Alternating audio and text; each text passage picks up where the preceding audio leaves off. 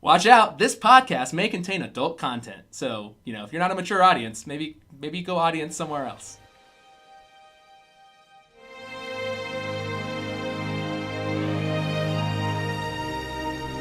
Ladies and gentlemen, welcome to On the Case, an investigative television podcast where me and Casey, we dig deep into the final Game of Thrones characters, living, breathing, they're alive right now, ahead of the final season. But as always, this show is brought to you by Altered Reality Entertainment. They are the creators of Empire State Comic-Con happening in Albany, New York. You can get tickets at escomiccon.com and check out the full guest list there. One final little thing. Who's me? Because the show is me and Casey. I'm Elijah, but I am not important because today we're talking about the Red Woman, Melisandre. Casey, tell us about her. The Lady Melisandre. Yes, of House Jerk. Of House whatever. The Lord of the Light house, I guess. I don't know. I hate Melisandre a lot. Okay. For a character who has so much depth and so many interesting parts to her. God, I hate her so much. I just can't wait for her to die. For such a great performance. Yeah, and the actress is great. Even though she used to be a porn actress.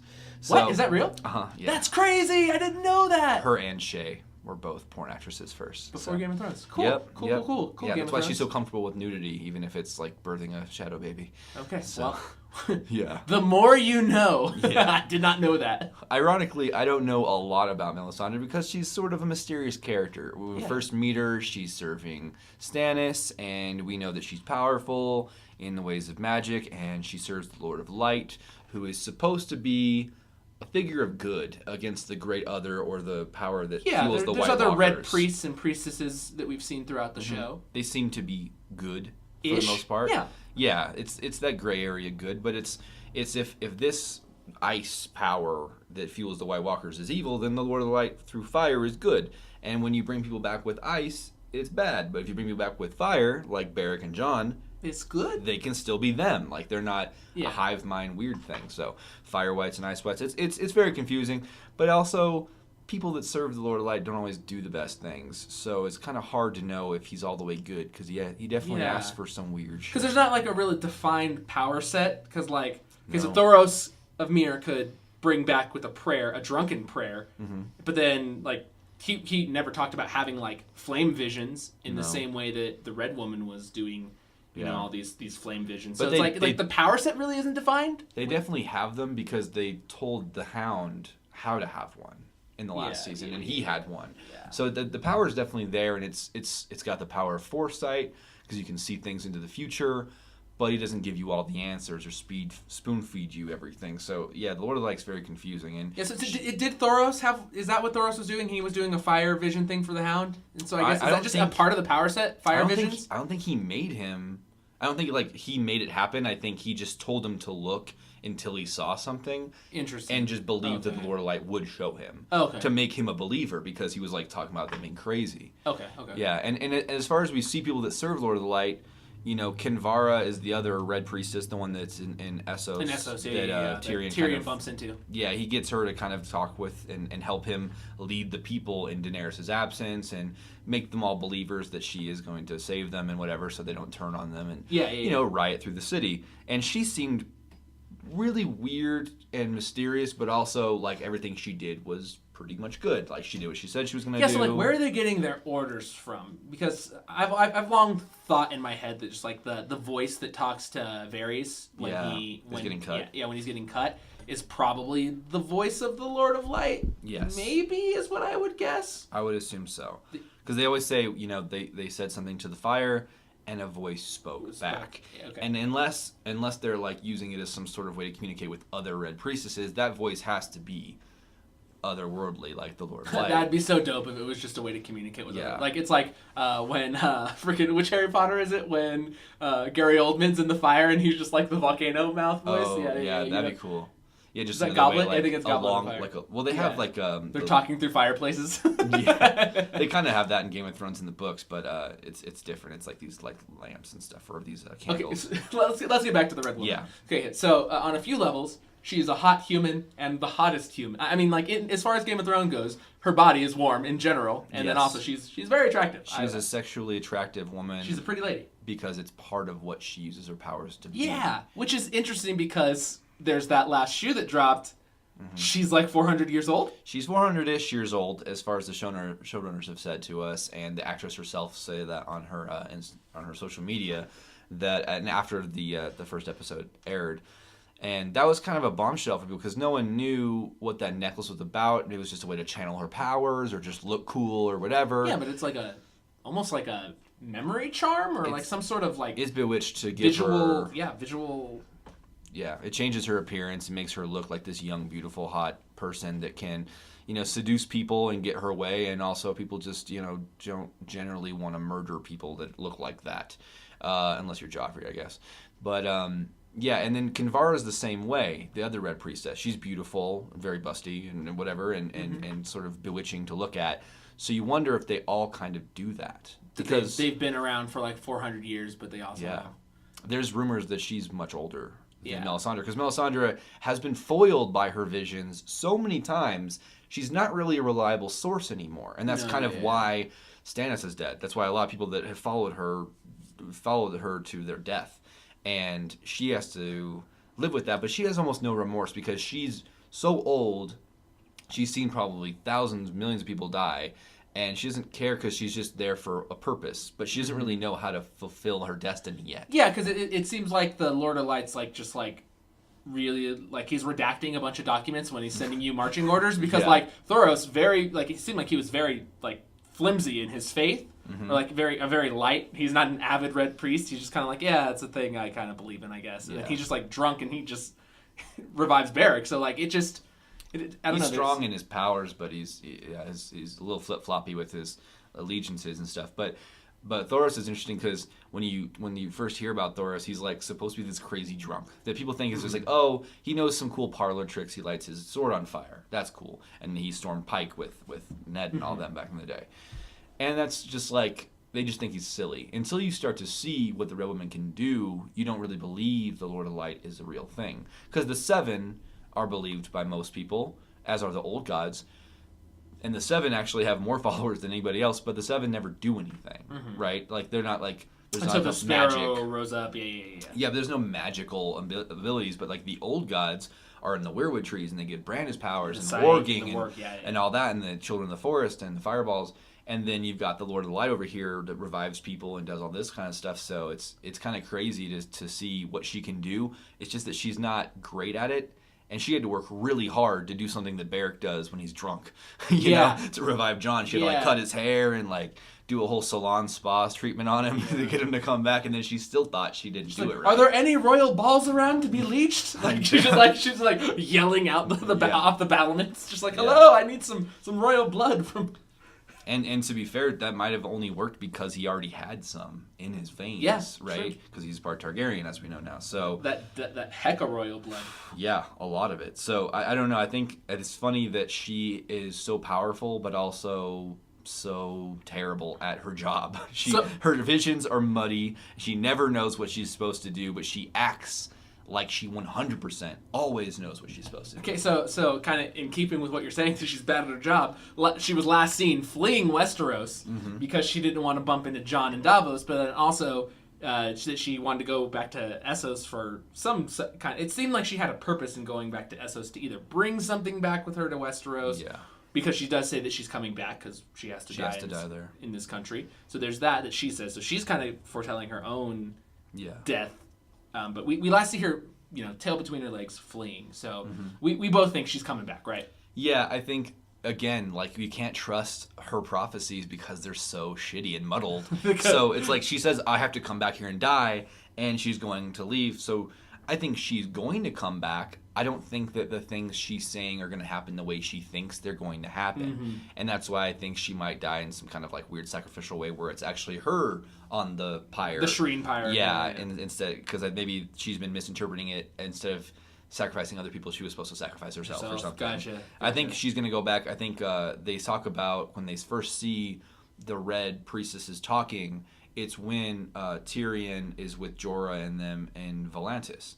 And so I think that's where Kinvara is from. I think that's where a lot of that following is from. So if she's going to go anywhere to come back to try and help fight this great threat that's coming, it would make sense for her to go to Volantis. The homeland of Lady Talisa? Yeah, which is also kind of a weird thing. I always thought there was something that was going to happen with that, but nah, nothing ever came to fruition. Just got to drop us in there. I love Lady Talisa. I love her so much. She is... What a gem. They had to make her great just to make the Red Wedding worse. She deserved better. Yeah. I'm just real sad over here. Stabbed right in the baby. But anyway, I think everyone from Volantis will have to come back and help. Let's get to the highlights and lowlights of the Red Woman in the history of Game of Thrones. Some of your favorite, I gotta say, a top moment is, like, not for us as viewers or, like, for what we ultimately wanted to happen in the show, but a top moment for her had to be giving birth to that shadow baby and getting the work done. Like, that changed the rules of the show. It changed the entirety. Like, if Renly lives, the show's completely different. Rob is just like, yeah, Renly, let's team up. And the Lannister threat is quickly taken out. Yep. Like, it's just, the whole field is different. Absolutely. And what I love about the show is that when you start this world, magic has existed, but not for so long that very few people still believe it exists. Mm-hmm. Dragons, no one's seen one in their lifetime. White Walkers, that's thousands of years ago. The people that built the wall, the Children of the Forest, all these things have become myth and legend to where they don't think that there's any, like, actual substance in these stories. They're just to scare kids or whatever.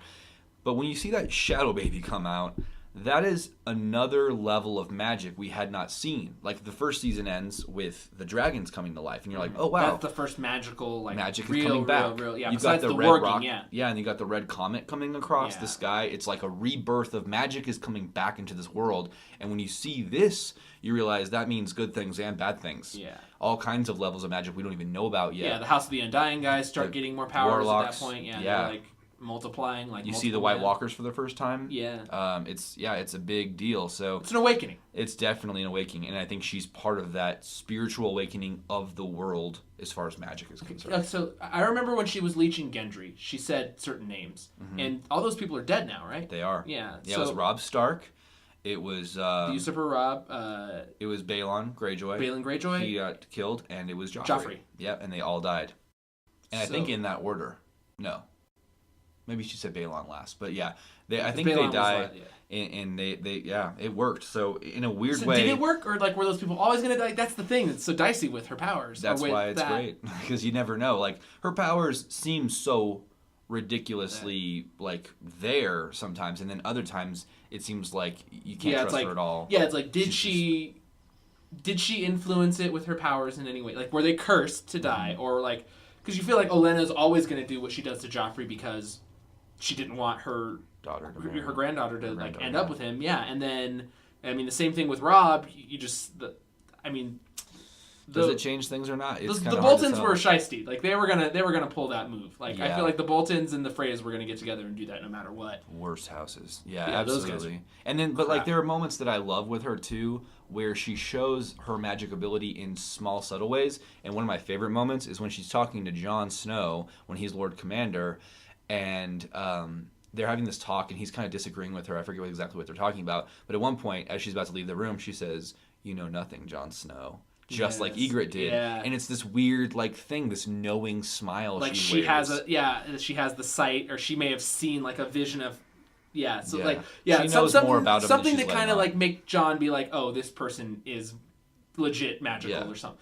So, okay, we're talking about top moments and worst moments, that kind of thing. But I love when, like, clearly Stannis was, like, trying to give himself a reason for him to sleep with her, for it to be honorable and for her to make him the shadow babies or whatever. Yes. And that, but like the next time that he tries to holler at her in bed, the Red Woman, she's just like, "Your fires burn low, my king." It's just like this. What a like.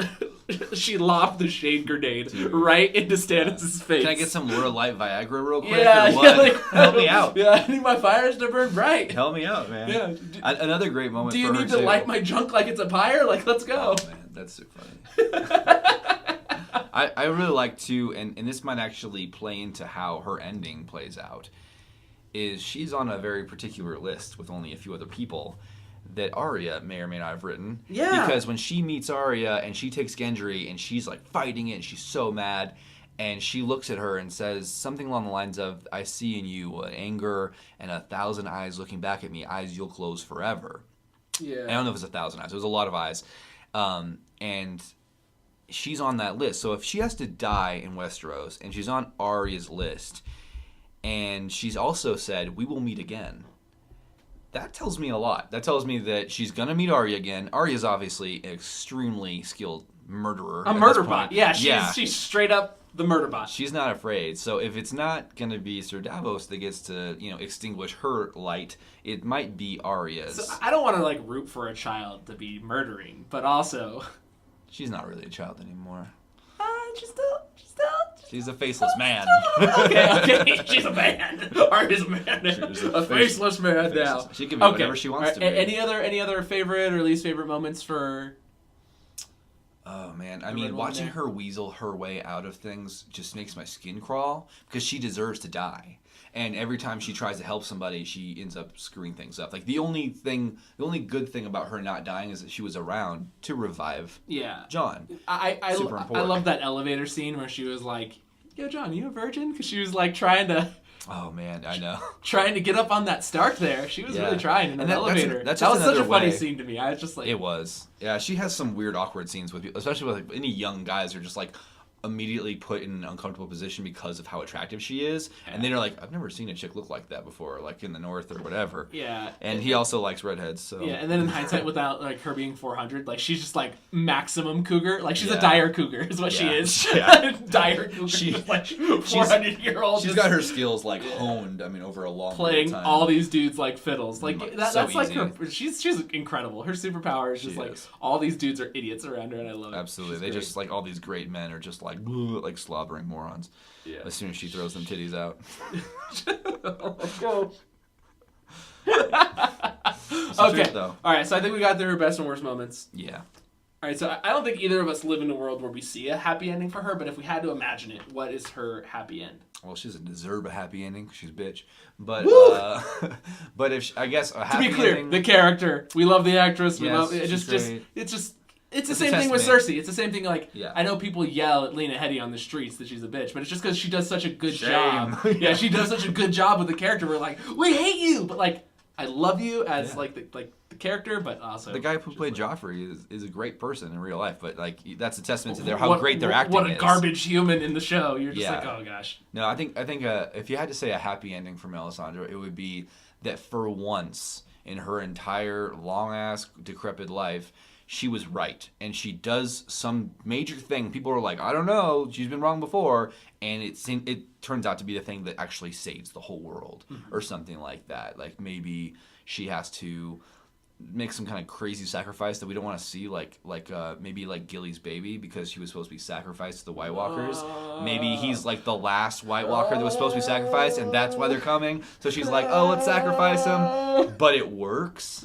And we're like, oh, I hate you right now, but it worked, and she's kind of right. And then she gets to go on a high note or something. She's just the worst, though. She is the worst. Okay. So that's as good as it could get for her, is that. It'd be right once. Okay. In my opinion. The happiest ending, she ends up on the Iron Throne. And she's burned everyone to a crisp. No way. She fiddles Cersei into blowing up the wildfire, and the King's Landing is just a flaming mess. Yeah. And she just, like, she just slowly walks up to the Iron Throne. She sits on, she's like, yes, the Lord of Light, and just the city's on fire. It's just like burning, all the... Yeah. She like burns the whole everyone. All 1.5 million people in King's Landing just And then Jaime's just crying somewhere. Yeah. Like, I tried. I didn't see this. Didn't see this coming. Yeah, and Davos is just, like, strung up. By his other four fingers. It's amazing when we talk about what the best outcome is for something, for someone, that it almost always has to be the worst outcome for someone else. Like, oh man, these characters are so great. The only way they could be happy in the end is if they murder the shit out of someone else. Guy. That's the show. Yeah, Game of Thrones. You take the good, you take the bad. All right, saddest ending for her? Oh, you know what I would love? Is if she's going to get sacrificed, but before she does, they take that choker off and everyone gets to see her for what she really is. This disgusting, crusty old bitch. And then she gets just stoned to death or something like that, or burned, and she feels it. Like, she screams. Like Shireen screamed, but, like, I want it to last. Like, I want it to be really juicy and horrible. Davos happy. Yeah. Arya happy. And everyone's like, oh, gross. Like, it'd be like that moment in, like, Ace Ventura where, like, everyone that kissed Einhorn finds out she's a man and they're, like, spitting. Because, like, she's been getting around the camps and throwing that 400-year-old coochie around. Wow. I didn't think we were going to hear that sentence today. What a good sentence. Gendry's like, I almost hit that. Wow. Okay, so relationship status. No, we're good. That's a sad ending. What about your sad ending? Oh, I think you did it. I think you did it, buddy. I think you won. I told you I hate her. I know. My imagination went wild a little bit. Yeah, okay. So relationship status, we don't think she ends up with anyone. She's not...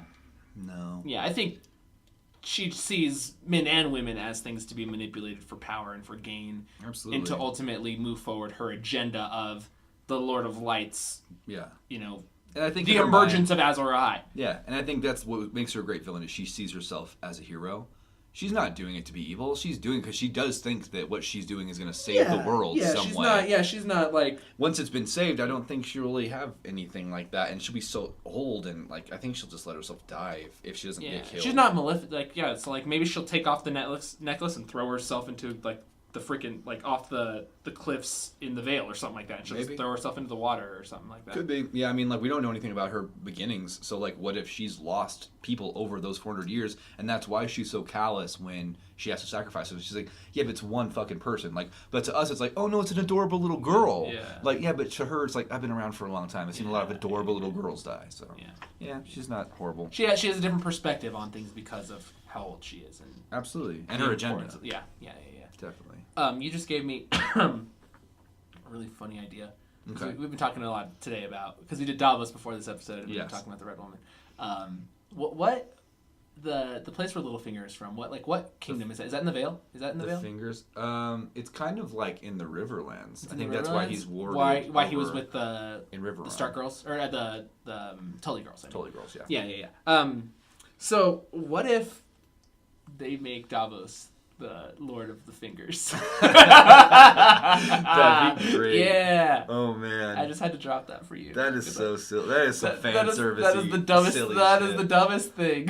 Oh man, I cannot imagine George R. R. Martin writing something that. And Davos, last page, and most of them lived happily ever after. Mostly Davos. Only if Tyrion ends up king, because if he's like, I make you Lord of this, and you Lord of this, and you the Lady of this, and then he goes, and Sir Davos, you will rule over the fingers. And he just goes, that imp son of a bitch.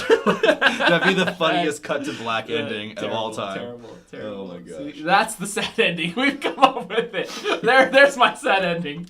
Casey. Ironic as hell. Okay, so Red Woman, live or die. She dies. Yep, it's gotta be. She even said it herself. Yeah, she said it herself. The show, they're very careful with the prophecies they give out and the portions of the prophecies they give out. Mm-hmm. They usually have like addendum versions of the prophecies we get in the books. Yes. And I think that's to say like, hey, like this is relevant to the show. That's why we're telling you this part of the prophecy. Yeah, it's going to play out. Yeah, I don't think the Red Woman would have said what she said on the rocks. Or to Arya. To Varys or to Arya without those things being true. So yeah. Yeah. Arya probably going to murder her. Probably. Or at least they'll meet again and she gets to watch her die. That'd be great too. Yeah. Some sort of cap on that. Because she did take Gendry away. I would like to see Arya mark more people off her list, though. I would too. Personally, she's got the list, but I'd like to see more. The biggest one would be Cersei. Can't wait. If only she could have got Joffrey.